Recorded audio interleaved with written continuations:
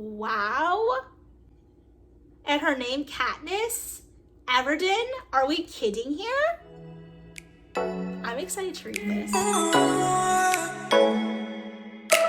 Hello Bookish Babes, welcome back to my YouTube channel. I'm so very glad that you clicked on today's video to join me in bringing you my November TBR. I am so excited because this month is middle grade reading month, with the exception to the Hunger Games series, because I just recently picked up all 3 copies of this series and I've never read it, I've never watched the movies, and you guys have been recommending it to me like crazy. Even though this month is going to be middle grade reading month, I thought it would be great to put this series in there as well because they're not too thick and I think I can definitely finish them. And so because I have 3 books here, I will pick 4 books and make it 7. And if I end up reading more, then that's great. And so let's shake up this handy dandy TBR jar, and then I will pull out all of the books that I'm going to be adding to this middle grade reading month. And I'm really excited about it. Middle grade is definitely a genre that I love. It's so wholesome and good. 2 of my favorite middle grade books are actually in a trilogy, and that is the Blameless series, and they are amazing. I just recently posted a video about that I'll link down below if you guys want to take a sneak peek at what it's about. And so we're shaking them up. You hear that? ASMR.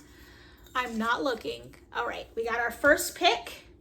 The first middle grade book to add to our November reading is going to be, oh wow, okay. The Land of Stories, book number 2, which I'm actually halfway done with and I haven't finished, and I've been meaning to do it. And so now I have to finish it. Okay, great. So we got book number 1 of the middle grade books. Okay, book 2 is going to end up being Story Thieves. Okay. Book 3 is going to be The Silver Chair by C.S. Lewis, which is super small. I might actually pick 5. Book 4 is going to be The Forgotten 5, and I'll pick 5 just because the C.S. Lewis book is pretty small. Okay. The last one is going to be Book Scavengers. Okay, so a good amount. Let me go grab all the books and I'll show you the ones I'm talking about. All right, so I am back. So these are going to be the 5 books that are going to be added onto the 3 Hunger Game books I'm going to be reading this month. We have The Silver Chair by C.S. Lewis. This is book number 6 in the 7-book series, so I have 1 more after this. And I've been really loving it so far, so that's great. Then we have The Forgotten 5, A Map of Flames by Lisa McMahon. And I've been wanting to read this for so long, but just haven't picked it up. And so now we get the opportunity to. Then we have The Land of Stories by Chris Colfer, book number 2. And like I said, I'm 50% into this book and I've been tabbing it. So now I get to finish, which I'm really excited about that. Then we have the Book Scavengers, and that looks really interesting. And then the last one we have is Story Thieves by James Riley. Wow, and so that does end up being about 8 books, just because I feel like the Silver Chair is super small, and so might as well. And obviously, if I end up adding any more to this stack, you'll know at the end of the month with my wrap-up video. But this is a really great stack of books. I give you like a little bit of a background, I guess, on some of the books. Obviously, we have The Land of Stories, book number 2, which is The Enchantress Returns. And so we're following Alex and Connor the second time in the Land of Stories, and their mother is missing and they don't know where she is. And so they're working with all of the different princesses and different characters, fairy tale characters in the book, to figure out where their mother is and what's going wrong. Right now, there is a spell that's cursing a lot of the land, and so they're trying to get their handle on that too, because the Enchantress has returned and she's wreaking havoc on everything. Then we have the Book Scavengers, which I'm not mistaken, I've got this so long ago, but it follows 12-year-old Emily, who's on the move again. Her family is relocating to San Francisco, and one of her favorite authors, Grayson Griswold, the creator of Book Scavengers, a game where books are hidden and clues to find them are being revealed through puzzles. And so Emily decides to go on this adventure to figure out, can she find all the books and complete the puzzle? And I thought that would be really good because I love books about books, and this is a middle grade book about books. And so I think that will be quite fun to read.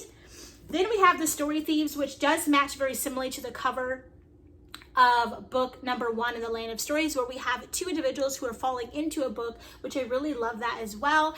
And it says, life is boring when you live in the world instead of starring in your own book series. Owen knows that better than anyone, with the real world's homework and chores. But everything changes one day when Owen sees the impossible happening, his classmate Bethany climbing out of a book in the library. And so I think this will be really nice. Again, another adventure, but based on the front of this book, I see dragons, I see a kingdom. It definitely does give me a little bit of like, ooh, there's going to be some spooky intensity in this book, so I cannot wait to read that. And then we have The Forgotten Five, which I wanted to read this for a while. There's also another MiddleGrade story series that I want to read. I'll post a picture here. I can't remember the name off my top of my head. I think The School of Good and Evil. It might even be a Netflix series maybe, but I want to read that as well, so in time. But when I saw this, I ended up picking this one up instead. And this says, 15 years ago, 8 supernatural criminals fled Estro City to make a new life in an isolated tropical hideout. Over time, 7 of them disappeared without a trace, presumed captured or killed. And now the remaining one has died. Left behind to fend for themselves are the criminals' 5 children, Birdie, Bricks, 7, Tenor, and Cabot, each with superpowers of their own. And so that just sounds really good. So it makes me think, is this going to be a group of like misfits villains, or are they going to turn like to heroes? And so I cannot wait to see how this is going to turn out. And this is a series. I'm not sure how many books are in this series. And then lastly, we have The Silver Chair, which is the C.S. Lewis series. And this is really an amazing series. My favorite book out of it was book number 4, The Voyage of the Dawn Treader. I'm not even really sure to know what this one is going to be about, but obviously I'm going to read it and I'll let you know my thoughts at the end. But this series has been really nice, super special. My aunt actually thrifted these books for me from the thrift store not too long ago. And I mean, the set was perfect. And so I'm glad that I have a copy of it. But yeah, I'm going to be reading this. And then obviously, Avalanche. Then obviously we have The Hunger Games. Now, I don't know anything about this series at all, besides the fact that I think it's like an end of the world dystopian fantasy. There's some romance in it, is what I'm thinking. Maybe. Obviously this came out when I was like 15, 16 years old, but I just wasn't into it.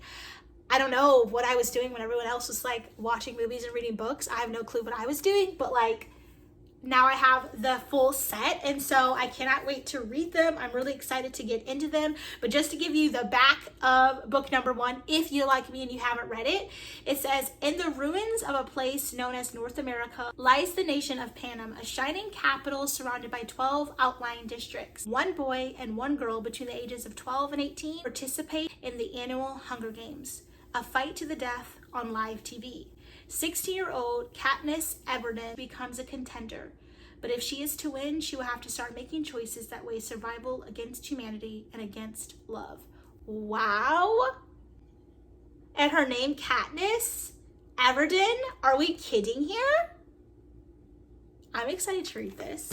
But yeah, I'm super stoked. I think this is going to be a great reading month. November is super promising. October has been everything. I cannot wait to bring my wrap-up video for you guys soon, but I really do hope that you enjoyed today's video. If you have read any of these books, or you know what books you plan on reading next month, or you have an idea of what you want to get into, what you already are reading and you're going to take into next month, let me know down below, because I'd love to talk to you about it.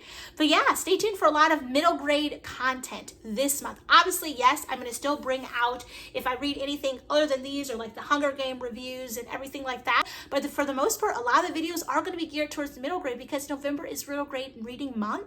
And if you want to join this little challenge with me as well, take it upon yourself to make November your middle grade reading month and find at least 1 middle grade and read it with me. I'd really enjoy that. And if you like the video, do not forget to give it a thumbs up and hit your notification bell, that every time I post, you'll be notified of it. And subscribe to the YouTube channel and join this Bookish fam, because we're so nice and we have a lot of fun together.